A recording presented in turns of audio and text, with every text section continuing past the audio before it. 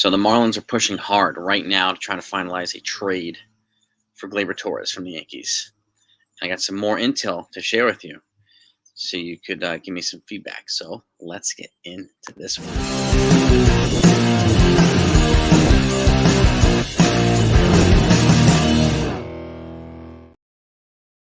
It's a lot of talk, and we hear a lot that a lot of fans feel that Brian Cashman's going to do nothing, right, to trade deadline.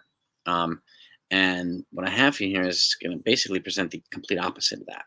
So, but you let me know what you think either way. You load up the comments. And if you're new to the channel, welcome. I hope you enjoy the content enough to subscribe. And if you're a Yankee fan, I definitely welcome you subscribing here. And if you enjoy the content, hit the thumbs up. I thank you for both. And I want to make sure you have every bit of info all year round, especially now as we head into the trade deadline when it comes to the Yankees, because they need to make a lot of moves.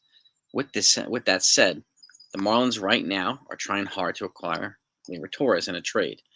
So, and again, Gleyber Torres is going to be a free agent after next year, 2025. So, and the Marlins need offense, and they're willing to give up some pitching for it, which to me is a perfect fit for the Yankees because they have a lot of pitching with value. Okay. And the Yankees, if you're going to trade Gleyber Torres, you might as well get value back for him. Okay. But what the reports are saying right now is the Yankees are asking for Braxton Garrett. Okay. He's already up there with the major league level on the major league team. Okay. And Edward Cabrera, right-handed pitcher. So, yeah, one lefty. Both are 25 years old. And two more prospects. Okay. Now, my first reaction is if you can get Garrett and Cabrera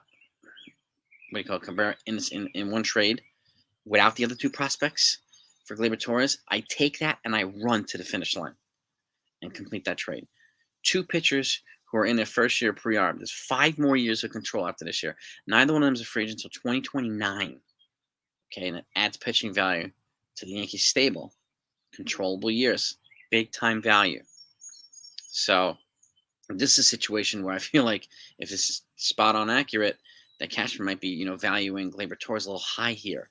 He's not Juan Soto. He's a great player, but that's if you can get both of those guys for Gleyber Torres, you take it and you run.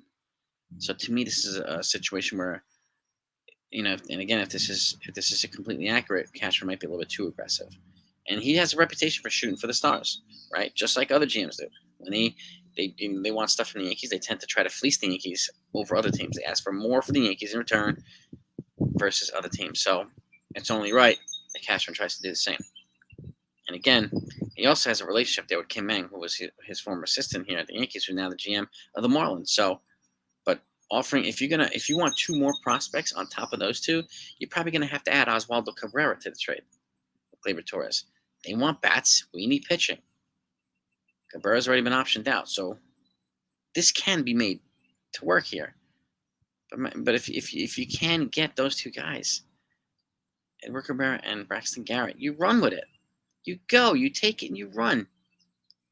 So that's just my opinion on this. So, and again, you want to build, and a lot of fans want to build for the future after this year, right? Well, this is an opportunity to do that. You have pitching under control for 5 more years, and you can still go get other players that you need: left field, your third base, your whatever. But this gives us some pitching, and then maybe they could focus on bullpen, okay, and then still get your left fielder and your third baseman. This would be a huge trade for the Yankees if they could accomplish it. So, but I want to give you that intel, and I want to know what you think. Take a look at them, okay? They're both at the major league level. They're young, so they're still developing with some talents. Both have good arms. And again, yeah, I mean, it would stink to lose Gleyber Torres. Yes, one of the more consistent hitters on the team this year. But if you can get that type of value back in return, it's a win for the Yankees. It's also probably a win for the Marlins, who could use his bat. I don't know whether they'd play him, but, it doesn't really matter. So if the Yankees can get that type of return, that's what you want. So let's talk about this. Let's get in this. We'll talk about it tonight in the live stream, the post-game show afterwards. So because I want to know what people are thinking about this. But let that digest on that information. Take it in. Give me your feedback. Load up the comments. This could be a big move for the Yankees. A very valuable one. And again, they can get an infielder somewhere else. They can get a second baseman somewhere else if they need to. Okay, so they can do some things here. And I still think there's going to be several moves the Yankees are going to make, probably getting closer to the deadline, much to the frustration of a lot of fans, including myself. But this is what Cashman does. This is what the Yankees do. They wait, and then they strike. So it all depends on whether the strike moves this year are going to be a hell of a lot better than the ones from the last couple of years. That's the big question. We don't know the answer yet, but we will find out. Talk to you next time.